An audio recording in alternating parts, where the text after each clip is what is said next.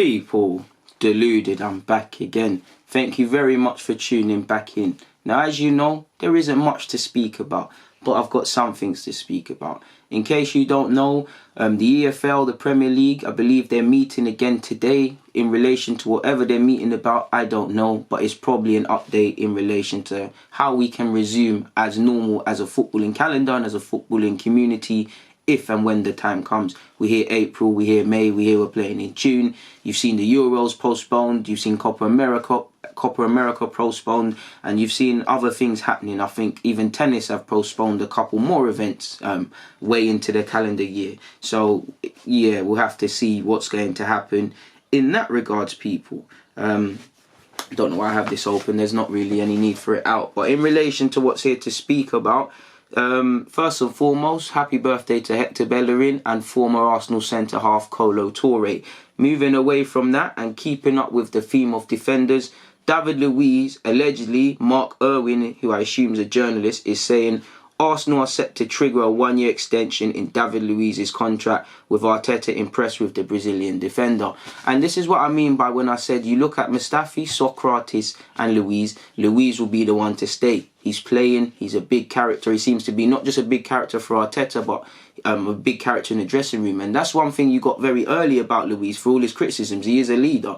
And he seems a very lovable guy and things like that. And you need people like that. And fundamentally, you can have all of that, but if you're not playing well, it doesn't matter. And he's playing well. And a decision has to be made on our centre-halves. I always say this in all my vids, so I'm not going to get into it. But long story short, players injured, players on loan, old centre-halves, young centre-halves. You know, there's a lot of centre-halves on our books. I would like another one. A lot of decisions are going to have to be made. If you look at Mustafi, Sokratis and Luiz, you describe them as our most senior defenders. A decision has to be made on all three. The one common denominator between all three is their contracts run out in 2021. Now, Mustafi, being cynical, he might get a chance. If we're looking at it in a nice way, he's finally looking like the defender we wanted from Valencia. He's in his prime 20s. So if he keeps playing like this, you know, we've got that defender there. But playing devil's advocate, and let's be honest, he has been a poor signing, but he hasn't been, you know, beyond the obvious mistakes he's made in the compilations and all these things, he hasn't been terrible in every game he's ever played for Arsenal. He's actually had some positive spells as an Arsenal player. He just hasn't cut the mustard. So if we're cynical and we look at the form he's in, people, and he's playing out of his skin, and allegedly we've tried to move him on for a number of windows, the cynic in me would say, all right, cool, it could be a fire sale sort of thing, because teams that want a centre-half or might not have looked twice at Mustafi might say, oh, he's turned a new leaf, contracted until 2021. Arsenal's hands are tied there in terms of a fee. He's on the right side of his 20s. Let's give him a try. Let's buy him. And then that will help Arsenal. Sokratis could stay for the squad, but Sokratis, I get the impression he either wants to experience something new. If he can't play on a regular basis, like, you're one of the first choice centre-halves, and he's not been in the side, and he's trained well and played well, but you get the vibe he's a competitor. We might look to move him on. He might look for a new experience. He might look to finish his deal and then move on for a new experience. But is he not 31? A decision has to be made.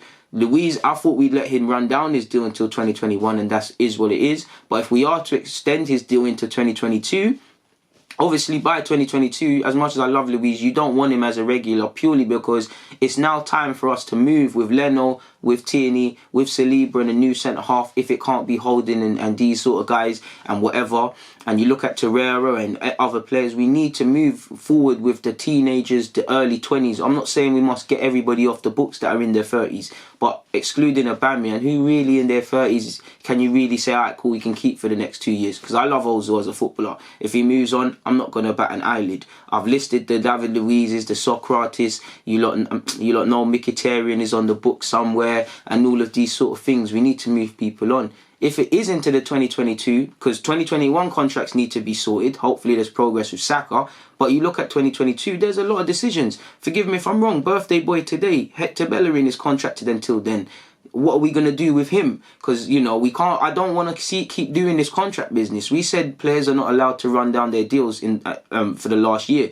So we've made a mistake in 2021, but that means you've got to make a decision on Lacazette. You've got to make a decision on Bellerin. You've got to make a decision on Kolasinac. I got to say again in case I forget, but Eddie Nketiah, who, you know, his stature has risen in the first team now. He's not no longer, he's still a young player in that, but he's second choice striker right now. And depending on what happens with Lacazette and Aubameyang, I'm not saying he must play and he can do that, but you've got to protect, one, your resale value, two, tying your players down, and obviously just, we said we're going to be proactive in this thing. So there's a lot of decisions to make, and when you throw David Luiz into that mix, but you can't say Luiz doesn't deserve it really and truly just based on form. Would I give it? Of course not, but when a guy's playing in form and whatnot, what can you say, people? And it's good for him because he's got some stability at the age he's at for another year. He's obviously not had to move too far, if he has had to move at all.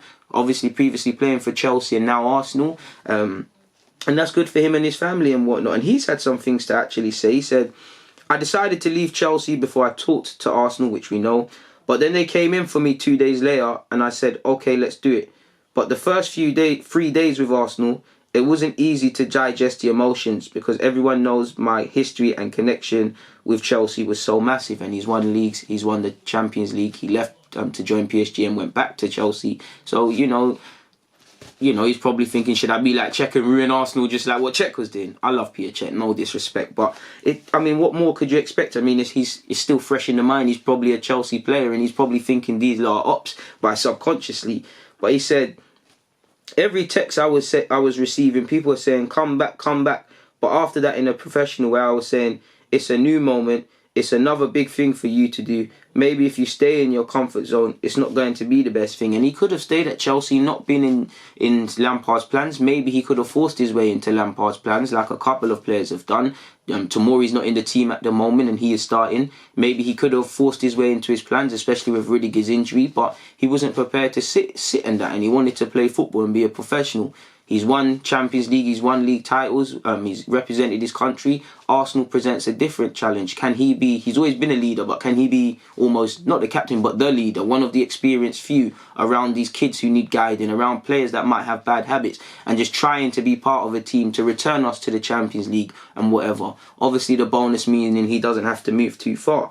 And like I said, you know, Luiz has an infectious personality. He seems a very lovable guy. It wouldn't surprise me if, you know, the Chelsea player, not only the Chelsea players missing him, but the staff. He strikes me as someone incredibly humble, very nice. In my work as a production assistant, people, my professional life, I've seen Luiz on set and I've seen him. I don't want to talk about stuff to not lose my role, but I've seen Luiz about and he genuinely is a nice person. You remember at Chelsea, he hosted, he was known to host parties and things, and you need that. I'm not saying host parties, but you need lovable people. You need footballers to get on. They don't have to be friends and whatnot and stuff, but in today's day and age, all that stuff is nice, and Luiz is a leader. I'm all happy for him. I wasn't necessarily pleased with the signing of Luiz, not because I thought he's a bad player, it's just Luiz makes mistakes. He started off making them to a degree, and giving away dumb penalties, and I don't think that will always leave him. That will be in the back of our minds, but definitely he's turned a new corner. He looks a new player. He's playing with consistency, you know, and Arteta has good issues now. Marie's not played too many times, but when he has played, within the context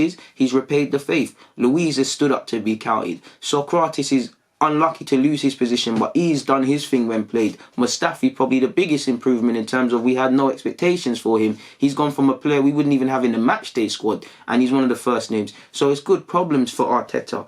So decisions will have to be made, because removing form and all of this stuff, if you was to be cynical and look at these players, all of our Arsenal squad, how many would you have complete faith in for the new season, people? Apologies for that, people. Don't know why it's not on silent, but how many would you keep? Within his contract, Aubameyang's one, Martinelli's one, Saka's one for me. I love Torreira, I'm always going to scream Torreira. You've obviously got Leno. For me, Tierney's one of them as well. Centre-halves, I'm not going to lie, apart from Saliba, I'm wanting to see Saliba. There isn't anyone really. Assurances. And I'm not saying everyone must sell. I'm saying these are the guys I'm not really going to bat an eyelid. I would only bat an eyelid if they were sold and things. And these are the guys 100% I'm building for next season. Obviously, there's other players and whatnot, and we have to use everything. We're not going to let 26 man go and bring in a whole new squad. It's stupid to believe that. But you get my point, people. You catch my drift. So shout out to to David Luiz for first and foremost being professional, people. I mean, he's also said, if you look at my history, I was never wishing to stay in the comfort zone. It was a top decision. Arsenal, a big club. I want to make this club improve and shine again. Now I'm so happy and I want to do big things with Arsenal. And that's good. He could have, stayed at Chelsea and collected his wages. Maybe went to a league and collected more handsome wages. Maybe joined a team where he wouldn't face a lot of scrutiny. It's well highlighted David Luiz's mistakes. It's well highlighted potential criticisms. It's well highlighted Arsenal's lack of defensive structure over years, suitable defensive personnel, whatever you want to name it. And you always know he's going to be someone scapegoated rightly and wrongly. If you play poor, you're held accountable. It's same with Bellerin. If Bellerin plays poor, held accountable. But let's be honest, there's some man that gets scapegoated. Lacazette's been poor and been a shadow of his former self. And if he's sold, I'm not going to cry. And Lacazette's one of my favourite guys, but I've got to keep it true. Even at times, he's been scapegoated unfairly. And I'll never support scapegoating. When players are poor, hold them up to be accounted. But we never win, lose or draw together. It's never just one variable. Sure, a man might miss a 90-minute opportunity, but why did we get ourselves in a position why we have to rely on that sort of thing, people? There's not much more for me to say on that front, so I'm going to do you lot a service and stop rambling and actually get out of it. People, as usual, it's always a pleasure. Please vote for me to win the Football Content Awards. Links are in the description. Check out the last episode of the Deluded podcast. Tomorrow, Friday, we're coming out with the next one. Please look at the community tab because I've asked you lot to give me your Q&As. It's an 11 a.m. I believe, deadline today, which is Thursday. So probably by the time this comes out, it's a myth for you lot. But yeah, man, we've got a bag of content. I'm going to be here again and again when I can and there's something to say. People, it's always a pleasure. Stay safe. Make sure your family stays safe as well. Make sure you stocked up on supplies. Make sure you binge on that deluded content. On that note, people, DG.